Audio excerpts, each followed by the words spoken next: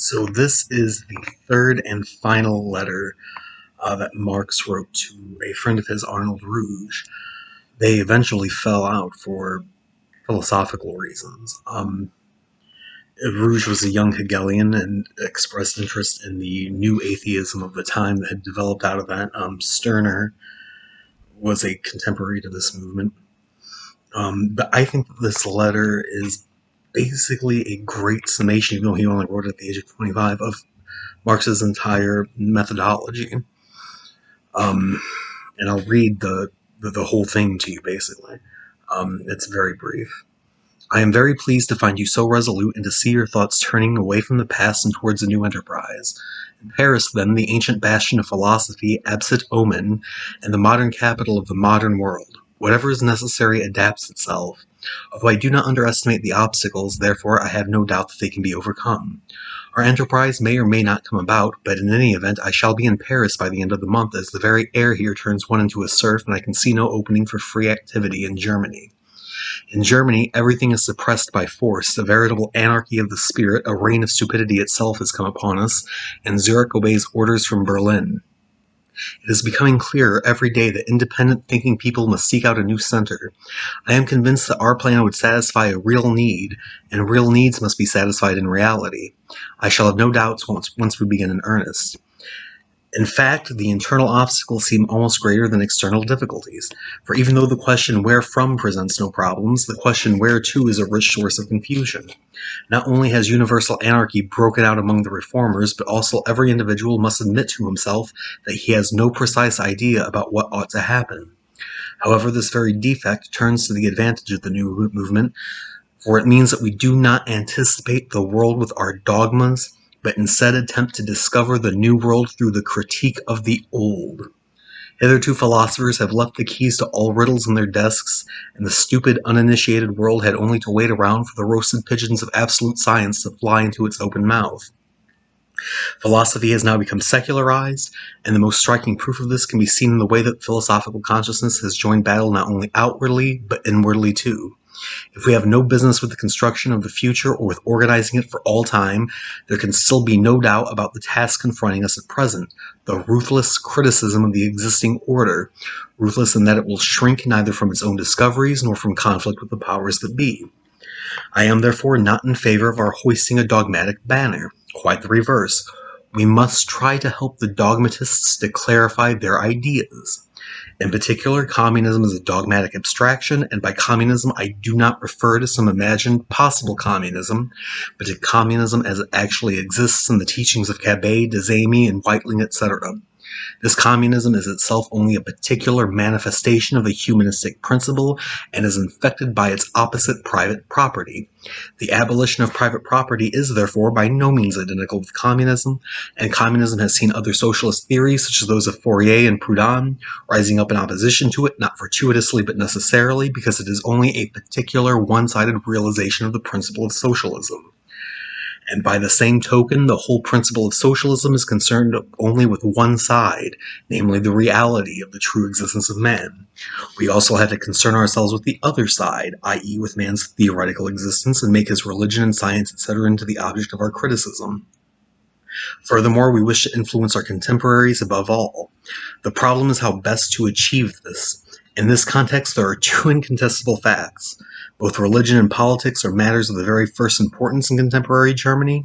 Our task must be to latch onto these as they are and not to oppose them with any ready-made systems such as the voyage and Icari. Reason has already existed, but not always in a rational form.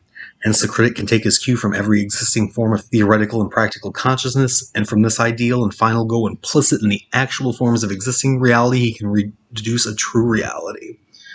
Now, as far as real life is concerned, it is precisely the political state which contains the postulates of reason in all its modern forms, even where it has not been the conscious repository of socialist requirements. But it does not stop there. It consistently assumed that reason has been realized, and just as consistently it becomes embroiled at every point in a conflict between its ideal vocation and its actually existing premises. This internecine conflict within the political state enables us to infer the social truth. Just as religion is the table of contents of the theoretical struggles of mankind, so the political state enumerates its practical struggles. Thus, the particular form and nature of the political state contains all social struggles, needs, and truths within itself. It is therefore anything but beneath its dignity to make even the most specialized political problem, such as the distinction between the representative system and the estate system, into an object of its criticism. For this problem only expresses at the political level the distinction between the rule of man and the rule of private property. Hence, the critic not only can, but must concern himself with these political questions, which the crude socialists find entirely beneath their dignity. By demonstrating the superiority of the representative system over the estate system, he will interest a great party in practice.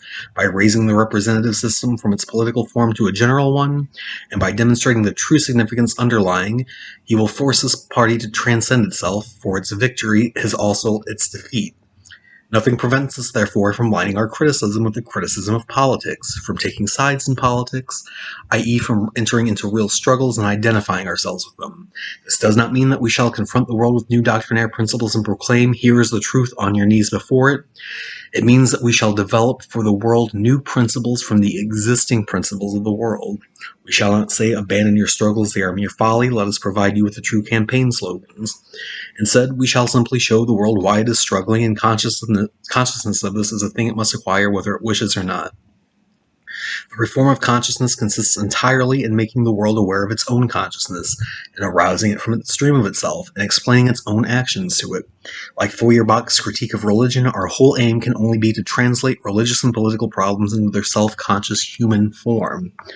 Our program must be the reform of consciousness not through dogmas, but by analyzing mystical consciousness obscure to itself, whether it appears in religious or political form. It will then become plain that the world has long since dreamed of something of which it needs only to become conscious for it to possess in reality. It will then become plain that our task is not to draw a sharp mental line between past and future, but to complete the thought of the present. Lastly, it will become plain that mankind will not begin any new work, but will consciously bring about the completion of its old work. We are therefore in a position to sum up the credo of our journal in a single word: the self-clarification of the struggles and wishes of the age. This is a task for the world and for us. It can succeed only as the product of united efforts. What is needed above all is a confession, and nothing more than that. To obtain forgiveness for its sins, mankind needs only to declare them for what they are. Now, I consider this to be basically the watchword of the whole Marxist project, summed up in just a handful of paragraphs. It contains Marx's dialectical methodology.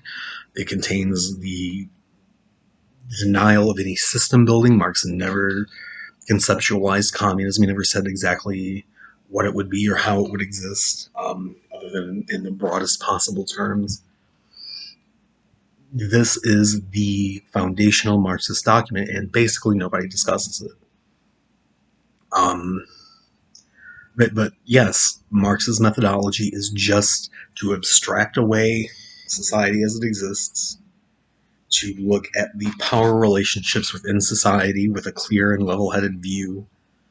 And once this is done, you come to understand very quickly that the overwhelming majority of conflicts within society are essentially manufactured. The left and the right are virtually identical. And this is not just some sort of Amy Teresian post-left, obscurantism. It is a basic fact. Black Lives Matter. Patrice Cullors exposed that fraudulent scheme a long time ago. Now the core grievances are legitimate, but will never be resolved within the domain of capitalist society because they can't be. This in essence, this document here, every Marxist should read it and should memorize it and should take it to heart. And that's really all there is to say about it.